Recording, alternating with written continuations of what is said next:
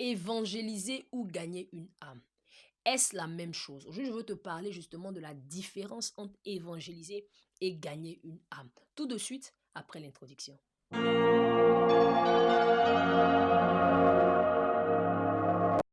Bonjour et bienvenue sur cette chaîne, moi c'est Rachel. Ici nous parlons d'évangélisation et d'apologétique. Le but c'est d'envoyer chaque enfant de Dieu à connaître, à aimer et surtout à partager sa foi avec aisance et simplicité. Si tu es là pour la première fois, je te demande de faire deux choses. La première des choses c'est d'activer la cloche de notification après t'être abonné bien évidemment à cette chaîne afin de ne manquer aucun de nos prochains contenus. Et la deuxième des choses, je viens d'écrire un livre ou un e-book qui s'intitule Prêt à parler de Jésus, des réponses à 10 questions essentielles pour la foi chrétienne. Pour te le procurer, c'est tout simple. Il te suffit de cliquer sur le lien qui se trouve dans la barre de description afin de le recevoir dans ta boîte mail.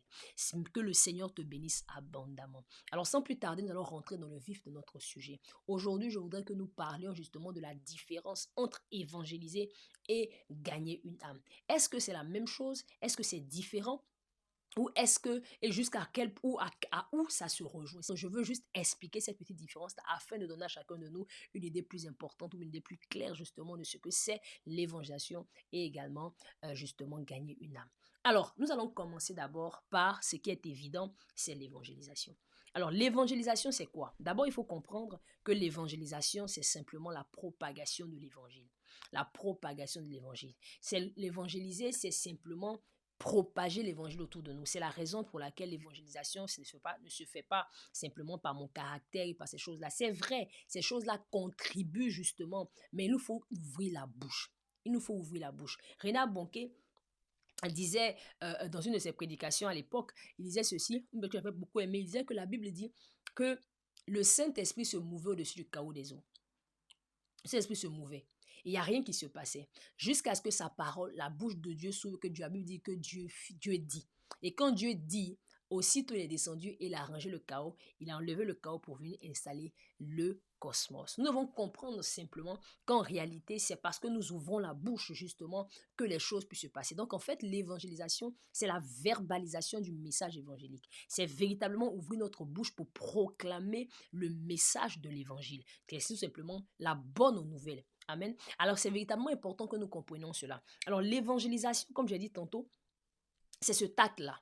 L'évangélisation inclut, ou bien l'évangélisation, plus justement, l'objectif de l'évangélisation, c'est de faire quoi? De gagner des âmes et de faire des disciples. Alors, le but de l'évangélisation, c'est de pouvoir faire des disciples. En fait, c'est ça le but. Mais en réalité, gagner une âme, faire des disciples n'est pas nécessairement l'évangélisation. Ça fait partie de l'évangélisation. Ça peut arriver dans l'évangélisation, mais ce n'est pas l'évangélisation en lui-même.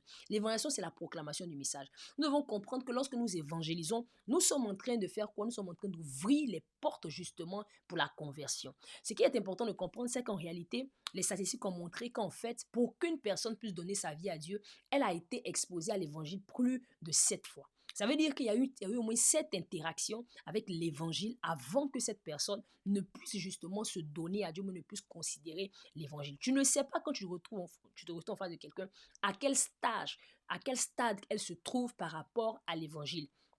C'est la raison pour laquelle, lorsque nous allons évangéliser, nous ne devons pas avoir en tête que, oh, je m'en vais forcément gagner une âme. Nous partons proclamer le message de l'évangile. Nous partons annoncer le message de l'évangile. Et la Bible dit, Jésus dit à ses disciples ceci, il leur a dit, quand vous allez sortir, il leur a dit ne prenez rien, allez-y. Et toutes les maisons qui vont vous accueillir, restez là-bas. Ceux qui ne vont pas vous accueillir, allez-y. Ça veut simplement dire que lorsqu'on part dans l'évangélisation, ça ne va pas forcément se solder sur justement un accueil à bras ouverts ou bien simplement se solder sur une conversion nécessairement. Mais cela peut arriver. C'est le but même, mais ce n'est pas forcément le cas. C'est la raison pour laquelle il faut avoir une claire distinction entre évangéliser et gagner une âme. Parce que l'évangélisation, le but, c'est de d'abord gagner des âmes et ensuite en faire des disciples. C'est ça le but. Mais c'est véritablement de pouvoir faire quoi? De façon intrinsèque, l'évangélisation, c'est de proclamer le message de l'évangile. C'est de le verbaliser. C'est pour ça que dans l'évangélisation, il peut y avoir de l'apologétique. Parce qu'il faut enlever tous les obstacles justement qui se dressent devant l'évangile afin justement que la personne puisse considérer de pouvoir accepter le Seigneur Jésus. Il faut également faire du bien. Il faut également faire plein de choses. Il faut prier pour les malades, etc., etc. Donc il y a beaucoup de choses qui interviennent dans l'évangélisation. C'est véritablement important. C'est tout un package, c'est tout un pack que nous devons compter. Donc quand nous partons évangéliser, nous avons besoin de comprendre que notre but dans l'évangélisation, c'est véritablement de faire quoi? De pouvoir proclamer l'évangile. Et nous ne savons pas ce que le Seigneur va faire. Nous ne savons pas la personne que nous allons tomber, à qui nous allons parler, où elle en est et qu'est-ce que le Seigneur va faire. C'est la raison pour laquelle il faut combiner la prière et justement la proclamation de l'évangile. C'est véritablement important. Donc voici justement pour ce qui est de l'évangélisation. Maintenant, qu'est-ce que gagner une âme? Gagner une âme, c'est simplement envoyer une personne à la conversion. Envoyer une personne à la conversion. Ça veut dire que tu es allé annoncer la parole à quelqu'un et cette personne a écouté ce que tu as dit, elle a fini par dire, je veux accepter ce Jésus. Tu l'as conduit à prier, justement, faire la prière de la conversion et tu as commencé justement à aider cette personne à pouvoir peut-être, je ne sais pas, aller dans une église, etc., etc. Mais véritablement, gagner une âme, c'est prêcher le message et avoir une personne qui dise, moi, je suis intéressé par ce message, je veux y adhérer, je veux donner ma vie à Dieu. Vous voyez ici, gagner une âme, c'est complètement différent de l'évangélisation, pardon. Nous pouvons gagner une âme. Chaque fois que nous partons, c'est le but. Notre désir, c'est de gagner une âme. À chaque fois que nous sortons, nous espérons qu'une âme va dire, Seigneur, oui, je veux accepter le Seigneur. C'est ce que nous espérons tous. Mais ça ne doit pas être, nous ne devons pas être omnubilés par cette pensée au point que nous voyons les personnes comme des nombres. C'est-à-dire que comme on est comme des vendeurs qui veulent simplement faire du chiffre. Non, nous avons besoin de comprendre que les âmes sont délicates et que gagner une âme. Jésus a dit ceci, il a dit que ce n'est pas nous qui justement qui le faisons, c'est Dieu qui le fait. Dieu a déjà fini de faire son travail. Et quand nous voulons, il y a une âme qui est peut-être prête et que nous annonçons un peu le message, simplement, cette âme-là se donne à Dieu et nous sommes réjouis, le ciel est réjoui. C'est véritablement quelque chose d'extraordinaire auquel nous tous nous devons aspirer. Mais nous devons rester conscients qu'en réalité, tous nos efforts d'évaluation ne vont pas forcément se solder par une âme qui a été gagnée. Quoi que ce soit le but, ça ne soit pas seulement. Quand nous savons cela, cela nous permet justement d'être à l'aise en évangélisant. Ça nous permet de ne pas nous prendre pour Dieu. Parce que si nous prenons pour Dieu,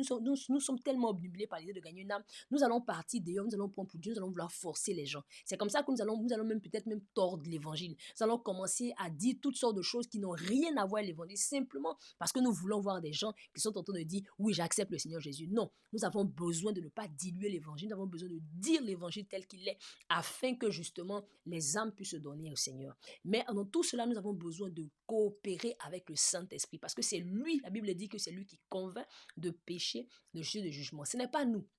Nous pouvons dire tout ce que nous voulons, mais c'est le Saint-Esprit qui nous convainc. Lorsque Pierre a fini de prêcher, le Saint-Esprit a mouvé dans leur cœur et leur a demandé qu'est-ce qu'on doit faire. C'est là il leur a dit, ok, il faut vous rependre, il vous faut vous repentir. Et après cela, le Seigneur maintenant va envoyer une eau de restauration sur vous. C'est véritablement important que nous comprenions cela. Véritablement que le Seigneur vous bénisse. Je crois, j'espère que ça a été, c'est une vidéo qui vous a, qui crois qu'elle soit courte, qui vous a permis aujourd'hui, qui t'a permis aujourd'hui de pouvoir comprendre cette claire distinction et d'enlever sur toi le poids ou le fardeau de dire, ah moi depuis, je parle aux gens, mais j'ai pas... Non, ton rôle, c'est de prêcher. Ton rôle, c'est d'annoncer. Son rôle, c'est de faire. Jésus a dit, s'ils acceptent, tu restes avec. S'ils n'acceptent pas, tu sécoutes les pieds de ta poussière, la poussière de tes pieds, et tu t'en vas. Et tu bénis le Seigneur, tu continues à aller faire ce que tu as à faire. Le Seigneur nous appelle à évangéliser. Et c'est notre responsabilité de prêcher l'évangile et de laisser la responsabilité à Dieu. Paul a dit, moi, j'ai planté.